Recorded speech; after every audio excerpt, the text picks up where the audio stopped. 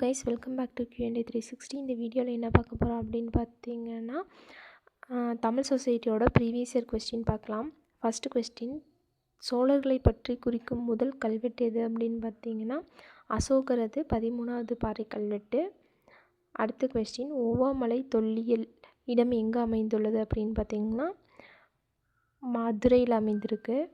அடுத்தது, குடுமியான்மலை கல்வெட்டு அது எதை பற்றி சொல்லுது அப்படின்னு பார்த்தீங்கன்னா இசை, அதை பற்றி குடுமியான்மலை கல்வெட்டு சொல்லுது.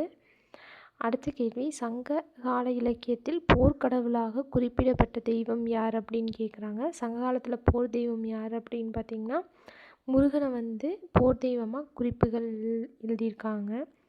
அடுத்தது, தமிழ் சமூகத்தின் பெண்களுக்கு கற்பின் குறியீடாக அமையும் மலர். கற்பின் மலர் அப்படின்னு பெண்களுக்கு எதை குறிப்பிட்றாங்க அப்படின்னு பார்த்தீங்கன்னா முல்லை. அடுத்த கேள்வி, ஆலங்குளம் அகழ்வாராய்ச்சி இடம்பெற்றுள்ள மாவட்டம் எது அப்படின்னு பார்த்தீங்கன்னா ராமநாதபுரம். இதுவே ஒவ்வாமலை அப்படின்னு பார்த்தீங்கன்னா மதுரை. கீழடி எங்கே இருக்குது அப்படின்னு பார்த்தீங்கன்னா புக்கில் மதுரைன்னு இருக்கும், இப்போ அதை பிரித்து சிவகங்கை மாவட்டத்தில் தான் கீழடி இருக்குது. ஸோ கீழடின்னு வந்துச்சுன்னா சிவகங்கை.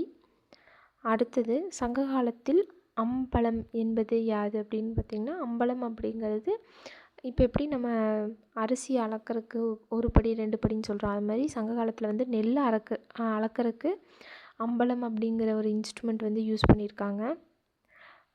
தமிழ்நாட்டில் எங்கு வளவளப்பாக்கப்பட்ட கருவிகள் பெருமளவில் கிடைத்துள்ளன அப்படின்னு பார்த்திங்கன்னா பையம்பள்ளி. பையம்பள்ளி எந்த டிஸ்ட்ரிக்டில் இருக்குது அப்படின்னு கமெண்ட் பண்ணுங்கள். அடுத்தது, சிந்து வெளி வரி வடிவங்கள் பழந்தமிழரோடு தொடர்புடையது என்று தெரிவித்தது யார் அப்படின்னு பார்த்தீங்கன்னா மகாதேவன்.